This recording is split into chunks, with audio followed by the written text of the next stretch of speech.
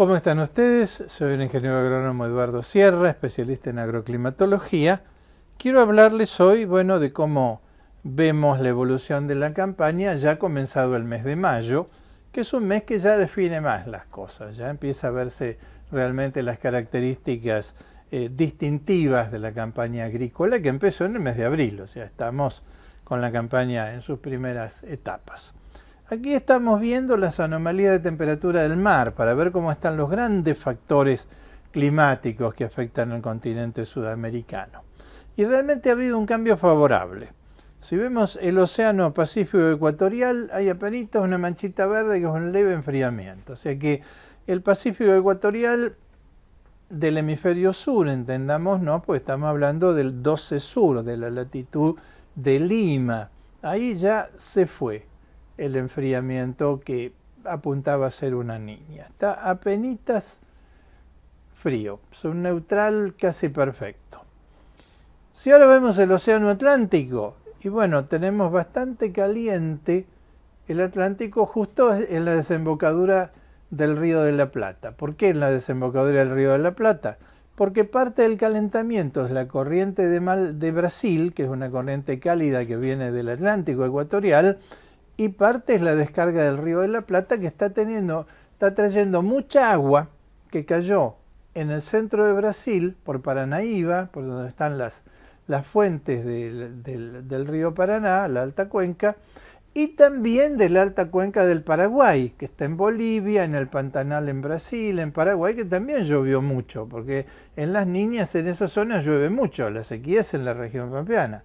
Entonces hay una tremenda descarga del Río de la Plata que calienta el Atlántico, y que es lo que ha hecho que el mayor foco de lluvias que hubo en abril fuera justamente alrededor del Río de la Plata, Uruguay, centro-sur de Santa Fe, este de Córdoba, norte de La Pampa, casi toda Buenos Aires. Entonces hay un cambio bastante favorable en el escenario climático. La corriente de Malvinas, que es la corriente fría que nos enfría el litoral, se fue al sur, prácticamente no se la ve. Entonces un cambio muy positivo en este panorama con respecto al hemisferio sur. Que esto lo que hizo es que se desataran las lluvias en abril. Todo lo que no cayó en el verano cayó de repente en abril y ha seguido cayendo los primeros días de mayo, que todavía no tenemos los datos. Aquí esta segunda diapositiva de esta etapa está mostrando lo que llovió en abril.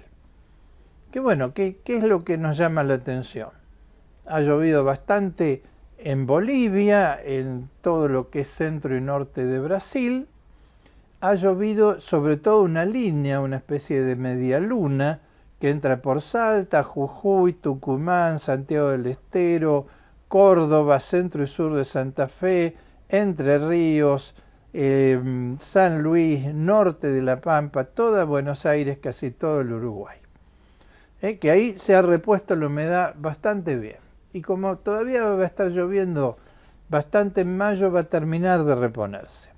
Pero todavía a fin de abril vemos una especie de agujero naranja que es el centro y el este del Paraguay, los estados de Sao Paulo, Paraná, Santa Catarina y parcialmente Río Grande do Sul en Brasil, Misiones, Corrientes, la región del Chaco, que están en naranja, y no llovió, y ahí todavía al día de hoy, 4 de mayo, estaba seco. Pero esto se va a ir reponiendo en los próximos días, de manera que se está completando un cambio bastante favorable del contenido de humedad de los suelos, que es bastante auspicioso por lo menos para la cosecha fina, porque está trayendo el agua que necesitamos para implantar la cosecha fina, y cuando se implanta con buena humedad está hecha por lo menos en un 50%. Todavía hay algunos problemas con la ganadería, porque como cuando llovió empezó a haber nubosidad, bajó un poco la temperatura, entonces todavía no se ha producido un gran rebrote, pero se va a producir. Y todavía no sabemos muy bien, porque falta mucho, cómo es el escenario para la cosecha gruesa. Pero por lo menos para la fina podemos decir que este escenario cambió para bien. Lo vamos a tener que ir siguiendo porque está muy dinámico, así que los invito a que comienzo de junio volvamos a ver esta situación de factores. Bueno, como ya pasó abril con muy buenas lluvias y ahora tenemos por delante mayo y junio, todavía meses en su mayor parte del otoño, les quiero contar cómo viene esto. Entonces, aquí están viendo una diapositiva que dice precipitaciones previstas durante mayo y junio de 2018. Y bueno, ahí vemos casi toda Sudamérica en rojo, que es normal, porque en la época ahí ya bajan las lluvias un poco. Esto es estacional. Pero todavía vemos verdes sobre zonas que necesitan agua. La región del Chaco, el este del NOA, centro y norte de Santa Fe, Entre Ríos, Corrientes, el Uruguay. Entonces, con esto es como que se completa en las zonas que faltaba la reposición de humedad y es justo la época de implantación de los cultivos de invierno. Así que refuerza lo que estábamos diciendo de que el panorama viene bien para la cosecha fina. Vemos azules sobre Cordillera Sur, es decir, sobre Chile y el extremo sudoccidental de Argentina. Son tormentas de la cordillera, esto viene bien, está indicando buenas nevadas, como que se van a recomponer los campos de nieve de cordillera, que esto es buena agua para riego en la primavera que viene para Mendoza, San Juan, el sur, inclusive para San Luis, y también agua para la generación de electricidad, que no es poco teniendo en cuenta la crisis energética que está atravesando Argentina. Así que en esto también tenemos una evolución prevista que muy probablemente se cumpla porque es lo inmediato, que va en el sentido de una buena recuperación del agro. Ya les conté cómo están los factores climáticos a principios de mayo, cómo vemos el otoño. Aquí viene el capítulo invierno. Esto es el invierno, las lluvias que esperamos en invierno. De vuelta se ve casi todo rojo, en invierno es la estación seca, prácticamente en Sudamérica. ¿Dónde vemos verde? Y bueno, en el litoral fluvial argentino, Paraná, Santa Catarina, Río Grande do Sul, Uruguay, el este de Buenos Aires, que son zonas que sigue lloviendo un poco en invierno, pues están muy cercanas al Océano Atlántico. Pero que no llueva en invierno no es climático, es lo normal. Si en el otoño repusimos las reservas de humedad, es lo normal y hasta es bueno para los cultivos de invierno, que son muy sensibles, sobre todo a fin de invierno, ya al comienzo de los ataques de enfermedades. Así que este panorama es bueno y normal. Vemos también que siguen tormentas sobre Cordillera Sur, esto es bueno, nevadas, se reponen los campos de hielo. Pero a pesar de que esas nevadas sobre cordillera están asociadas a entradas de viento sudoeste, no estamos viendo ese invierno crudo del que hablaron algunos medios.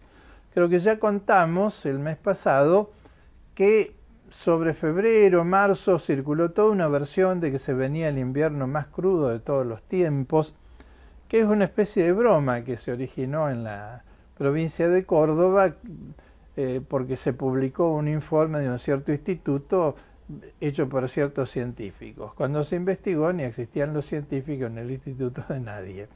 Y lo que se ve por ahora como tendencia es un invierno bastante benigno. No en el sentido de que no vaya a haber frío, que los cultivos lo necesitan, pero sí en el sentido que no se ven las irrupciones de aire polar extremas que había anunciado ese supuesto trabajo de investigación, sino más bien una cantidad de irrupciones de aire polar suaves, con por ahí heladas suaves, que vienen bien, y que esto beneficia bastante a los cultivos de invierno, que recordemos, necesitan horas de frío, que son horas que pasa el cultivo entre 0 grados y 7 grados, sobre 0, no bajo 0. Entonces está perfecto. Y no se ven grandes calores invernales tampoco. Entonces sigue siendo como una campaña bastante dibujada para los cultivos de invierno. Por lo cual esto adiciona otro factor positivo para la próxima campaña. Ahora les quiero contar cómo vemos la primavera. De esta perspectiva que estamos dando, esto es lo menos seguro, porque es lo más lejano que vemos en este momento, pero En función de los factores climáticos que tenemos en este momento, se ve una primavera, pero diríamos perfectamente dentro de lo normal. Aquí se ve que ha vuelto la lluvia a casi toda la Argentina, el Uruguay.